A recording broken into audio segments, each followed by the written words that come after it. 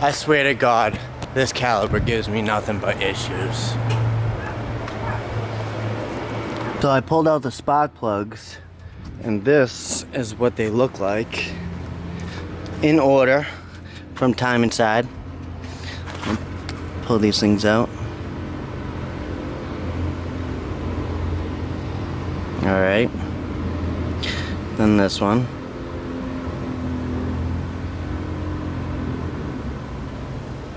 Then this one. This one had a lot of oil on it. And then this one had a little bit of oil on it. It's been sitting in here for about 30 minutes now, and just wanted to show you guys because, you know, a little bit of water droplet that hits these might bog it out, hydro lock your motor. So I'm pretty pumped that I pulled that out. And I just gotta go ahead and clean that stuff up.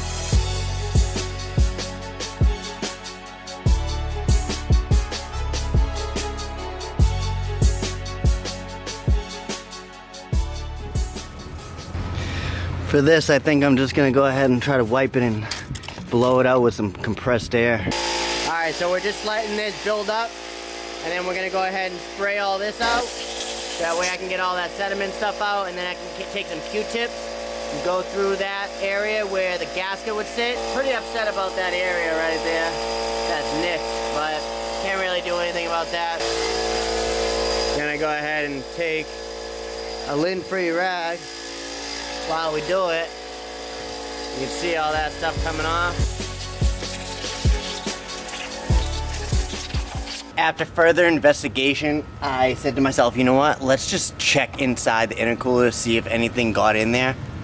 Yo, this is what I found. Can't get my Sony A6300 in there.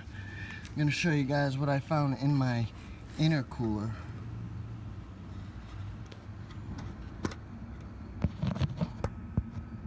You guys see that? Water in my intercooler. So there is literally water sitting in my intercooler. So I'm gonna go ahead and take these 10mm bolts off.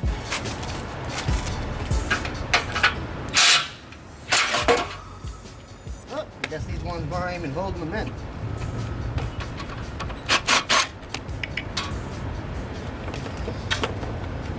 Go ahead and pour this water out.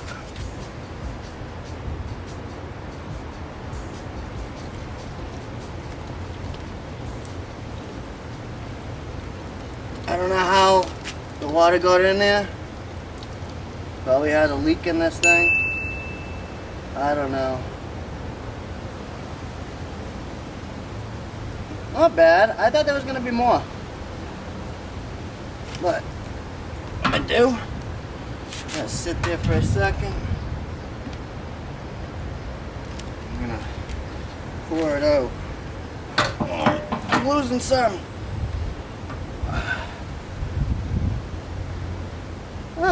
Not so bad, you guys. Right? The intercooler is now empty, and it's not bad. We didn't really get that much water in there. So all my pots are sitting over here. I got my throttle body. I got my blow valve with my cold pipe. I just got those sitting pretty much drying out. The battery tray is already dry. I emptied the water out of that. My front bumper is sitting over there. I love my lip. You guys, I'm gonna go ahead and wrap that with carbon fiber. Legit carbon fiber, because I got that stuff downstairs. But got my intercooler over here, just chilling. Got the hot side up and the cold side down so it can all drain and just keep dripping. I'm gonna get to it and clean some stuff. So now that my camera's charged up again, I went ahead and put the magnetic drain plug back into the oil pan. Alright, I have this magnetic drain plug that I purchased on eBay. I'm gonna see if it actually worked.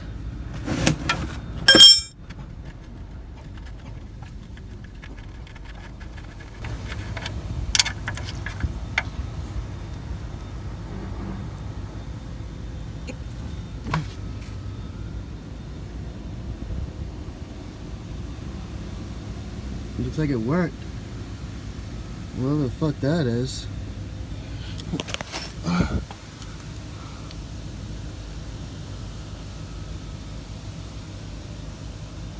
It's like metal sediments. Something happened. That was cleaned off. I went ahead and cleaned out the spot where the gasket will go on the intake manifold. The gasket is right here. Flip it and see that little indentation thingy is on one side, so it's gonna be on the driver's side. See how that OEM gasket sits? If this was the DCR one, it would have already popped out and wouldn't be sitting flush like this. So we're just gonna put this intake manifold over here for a little while, out of the way. Pretty much what I'm gonna do now is I have to clean the spark plug tips off with a little soft sandpaper or some green Brillo pad type status because they are not looking great. And I don't want to put those back in there looking like that. Especially this one looks bad. This one needs to be cleaned up. This one looks like crap. Looks like crap. That'll be my next step. I got my intercooler just sitting there. It's still draining. Wow. I gotta put an oil filter back on. I just gotta put the battery back in so I can see the mileage so I can write it on the outside of the oil filter. Well, other than that, I think I might have to let that just sit there and chill because all that water that's coming out. What I'm gonna do every few minutes, I'm gonna move it. Bruh. So in case there is any water. See? More water. Well, looky here. From what I see the rear of my AGP intercooler. Looks like one, it's dented, and two, that's probably where I'm soaking up moisture and I've probably got a huge crazy boost leak. I gotta go ahead and boost leak that. This thing must be like caked with water. This is my old oil filter. Changed at 170,669, which wasn't that long ago. It was probably like a few hundred miles ago. Since I'm not at the shop and I don't have sandpaper on me. I know, it's so weird I don't have sandpaper. I am sitting there with a sanding block. This isn't abrasive at all. It just has a rough texture to it that we use in an auto body shop. And I'm just scuffing up the distal tips of these spark plugs before I go ahead and put them back in. And then when you're done, spray it down with some alcohol and wipe it off. Now we can go ahead and take each coil pack, put them back in their home. Now that my intercooler is dried, we're gonna go ahead and raise it up onto these bolts sticking out. So these are two nuts. There's one there, one there. That the intercooler is back on there, and I got two nuts and two self-tappers holding the intercooler in. We can go ahead and put the intake manifold back on. Remember, there's the green gasket and then there's the blue gasket, which is up there. It's more like turquoise than anything. We're gonna go ahead and pop that back on there. All right, now we can take our intake manifold gasket that goes in between the manifold and the throttle body. We can go ahead and put that on down there. Make sure it's on there nice and flat evenly, so when you push your throttle body on, it sits flush. I got my throttle body and I'm just gonna use the OEM one because from what I see it's pretty much sealed. I don't know, I'm just gonna wing it, I guess, and send it. I got everything back together other than the battery, the hot pipe, and yeah, I think that's pretty much it besides putting the bumper on. So I got my hot pipe over here, which I took off on one piece, and you guys are probably wondering why I have that rag there. Well, when I went and put this on, I was in a rush, so I didn't push it down there, and I didn't push it down there far enough. Pretty much, yeah, it was sitting too high. But I'm gonna go ahead and tighten that down. I'm gonna go put the battery in, put the terminals on, and possibly put the bumper on. I don't know. I do got to connect these things too. All right, time for the bumper over here.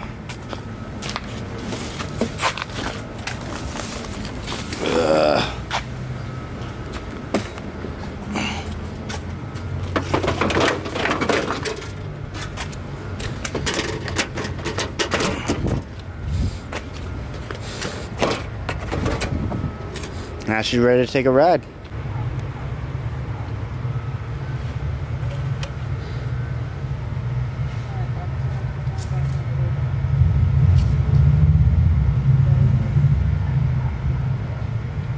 No doubt, no doubt. I just went to go start my car and my intake air temperature isn't reading 156 degrees anymore. It's reading 80 degrees, just the ambient air temperature, which I'm pretty pumped about because usually it reads about 4 to 7 degrees above ambient air temperature at all times, even when I'm cruising. So I'm pretty pumped about that. This is only gonna read the normal stuff like a regular RT would because I don't have the SRT specific package in this Dorman TIPM that I have installed, but we're gonna go take a ride and we're gonna see if we can boost.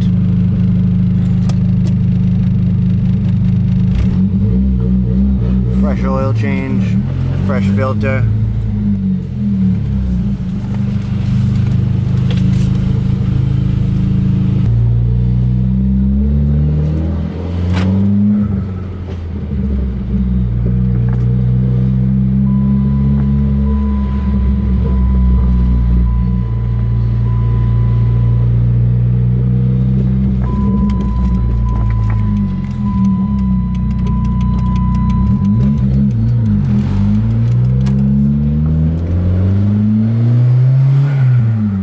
Back to normal, you guys.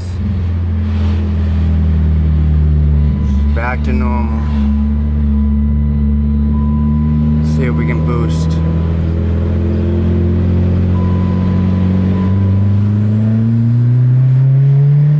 Oh yeah, there we go. Awesome. Awesome, you guys. I'm so pumped. I'm so pumped because I knew that I sucked up water somewhere.